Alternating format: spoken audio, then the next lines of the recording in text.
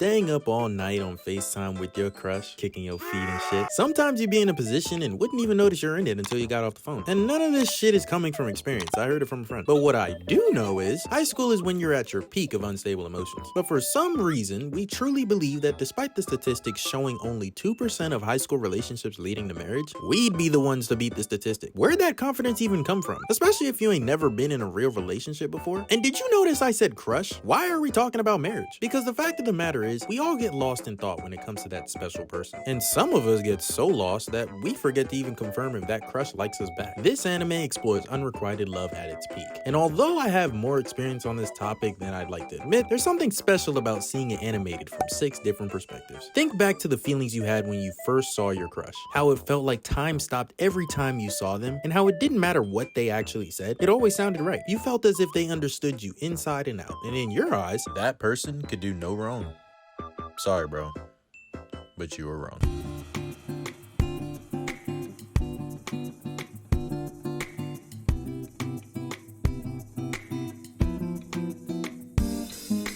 The thing about having a crush is they make you dumb as shit. That time stop feeling, it's cap. You're just a weirdo with a staring problem. You feeling like they understood you perfectly, that's just you earnestly looking for them to feel the same strong emotions you feel. Too Many Losing Heroines starts with a boy named Kazuhiko. His monologue is about how he perceives the relationships around him, as he himself has always been a loner with nobody to truly call a friend. Just like anybody else, he dreams of having a crush and someone to reciprocate those same feelings onto him. But he can't worry about having a crush if he can't even get a friend first. I mean, his little sister asks him every day, did he talk to anybody else besides his teacher? And when he actually does, she genuinely thinks he's lying to her. But he's not just sitting around depressed, he knows he's a background character. So he's enjoying the simple pleasures in life as he likes to observe the people around him in situations he can only dream about. That is, until he peeps this girl Anna doing some weird shit in a cafe. She didn't have a choice but to pull up on bro, cause sneaking a sip of your crush's drink for the sake of an indirect kiss in broad daylight is crazy. And low-key some prime Cosby shit. Nonetheless, Kazuhiko meets Anna, and because she couldn't pay for her food that day, she slowly repays his kindness with gestures throughout the school year until she can equate that cost that she owes him. And you'd think the amount isn't too bad, so she could get it done soon, but this girl is an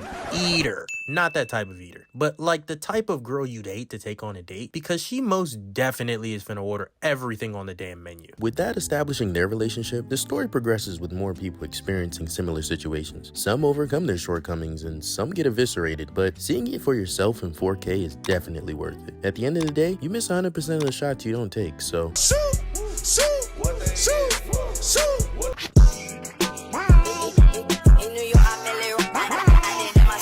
Kazuhiko Nukumizu. He's a loner who doesn't have friends, so he struggles to understand the relationships he has with people in general. Like, this dumbass didn't even know he was developing a friendship with the people he's been talking to every day for like a month. Like, bro, don't tell me she's teaching you how to fist bump. It's episode 7, and he just realized he was friends with the 2 main characters. What are you? An idiot sandwich. But I fuck with the fact that he isn't a fake loser that gets all the hoes and doesn't even know it. He really don't bag shit, but he's more worried about having genuine relationships with people without making their social lives worse by interacting with them. His social awareness is obviously lacking, as he often says whatever's on his mind even when he probably shouldn't. Some of it's comedy and others just make it weird as fuck, but overall he's a wholesome dude. Anna Yanami. Aside from being a weirdo who be sipping out of other people's cups, she stay not bringing her own money, but the anime vaguely gets into the fact that she has her own financial troubles. She's a very direct, really cute, and surprisingly great cook who got cucked by her best friend who constantly rubs her new relationship in her face. Honestly, her feelings were justified throughout the show, because if this girl Karen, yes, her name is Karen, kept making me the third wheel for shit, I'd have the same reaction. Karen Himemiya. She's the typical popular and really good looking transfer student who doesn't have a lot of screen time aside from when she's rubbing a relationship in Anna's face or being super lovey-dovey with Anna's crush, Sosuke. Despite her unintentional antagonizing actions, she's surprisingly a really nice girl whose personality matches if not exceeds her flawless facade. Chika Komori. She's shy as fuck, and she has a stutter, so you think she's cute as hell, but she's more so like the weird quiet girl in the corner that you don't want to piss off, cause anything could happen. Like the kid that'll look at guns and tanks in class. You get what I'm saying? Hey Jeremiah, you're looking a little sick. Maybe stay home from school tomorrow. Yep. But in all seriousness, she's really just a shy girl who also has no social skills and enjoys literature. She's really mean to Kazuhiko, which I thought was really fucked up, because he didn't do shit to nobody and constantly gets verbally and emotionally abused by almost every girl around him. Shit's sad, dog. Chika has a crush on the lit club president alongside Koto Tsukinoki. She's the lit club VP who's really mature but subtly teases the rest of the cast until she's confronted with facing the fact that Chika might steal the president of the lit club away from her. Despite her super close relationship with Chika, it seems that she's really possessive and believed that the club president was already hers considering their long history together. Then we got Lemon Yakishio. I thought she'd be a little odd from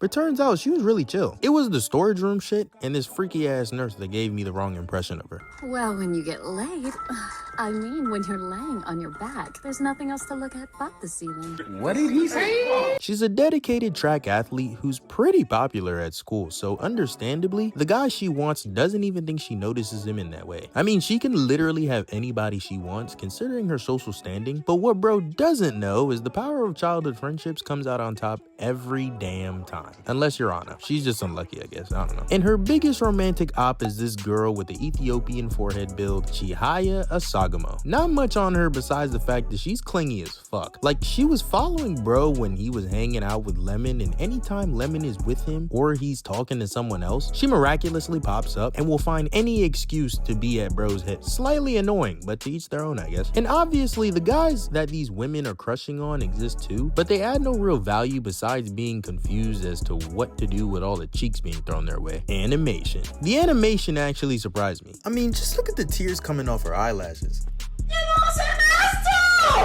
The food, drinks, and random movement scenes were very well animated, and I feel like a lot of people might overlook how impressive it was. The brushed background into the foreground was perfect for the vibe of this slice of life. I thought the animators choosing this and focusing on lighting for certain scenes was genius, and it came out really nice in my opinion. Everything looked damn near real. Definitely a 9. Only thing I thought was really dumb as shit was the 4 ribbons on the girls. Like, bruh, you can't tell me this shit doesn't blow the fuck out of you. Plot. 5. Originally watching this anime, I binged the whole thing after the anime season ended out of straight boredom and actually enjoyed it. So my original plot rating was 7. Nothing too crazy, but still pretty good considering the different scenarios depicting how people are affected after getting rejected for someone else. But my second watch through to make this video left me kinda bored. I didn't feel nearly as invested and things felt a little dull after the introductions of the other heroines leading to each of their rejections, misunderstandings, and acceptances. Although ignoring the great emotional and psychological depiction of confusion amongst the characters, the only real consistent plot point was Anna having to make Kazuhiko lunches to pay him back, and later understanding her reasoning through context. Other than that, it's just rejection. How do you cope with that? Rejection. How do you cope with that? Jealousy, even though she is his current girlfriend, so a little weird, but whatever. Rejection. How do you cope with that? You get it? There's no elaborate plot here, so 5, and I'm being generous. Characters. Now this rating was actually kind of tricky to establish because on one hand, you got some phenomenal emotional intelligence, and on the other hand, you got characters with no real identity in my opinion. What I mean by that is if you swap out any character's design or personality, the story would have the exact same effect. The characters each embody a specific type of student spread throughout the social hierarchy and elaborates on how their situations played out. But if you switch the pink-haired girl and Anna's position in the story without touching their personalities, the story would be the exact same without Karen sparkles and shit. Their positions would just be flipped. That's how all the characters in the show are. Like dead ass. If I switch Kazuhiko's character and Lemon's crush, you'd get the exact same character. They just have a different design. They do the exact same shit. They're even into the same shit. But for that reason, I'm giving them a 5.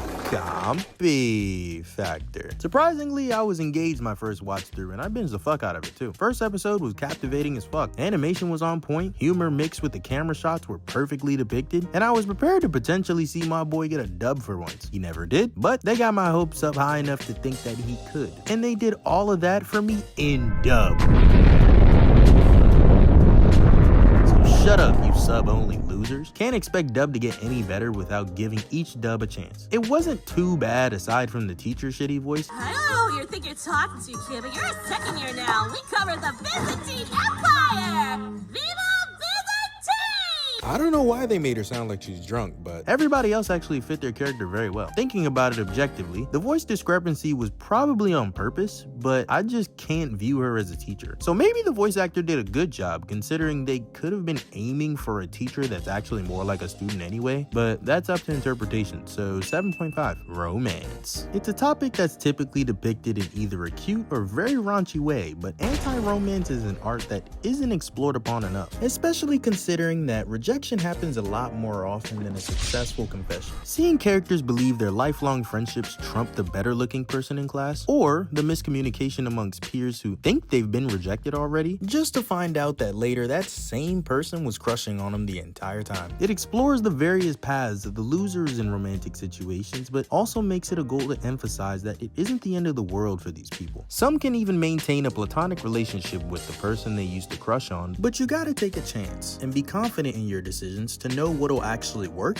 and what won't in the future. So romance, you get an 8.5. Realism. They touch on topics like the lag of emotions. Yes, I meant lag of emotions, meaning something bad happens and you don't immediately process it, but when your body finally catches up with your feelings, you start to break down out of nowhere. It's an experience typically seen through breakups, but it can also be seen through deaths of acquaintances or family. I thought that was super overlooked, and this anime has a good amount of realistic moments that should be praised, so 7 it is. Music. The music was nice, soothing, soft, and really exudes a sweet vibe. It's not overbearingly cutesy, but you get a true warm feeling as the piano and violin complement each other. Listen for yourself.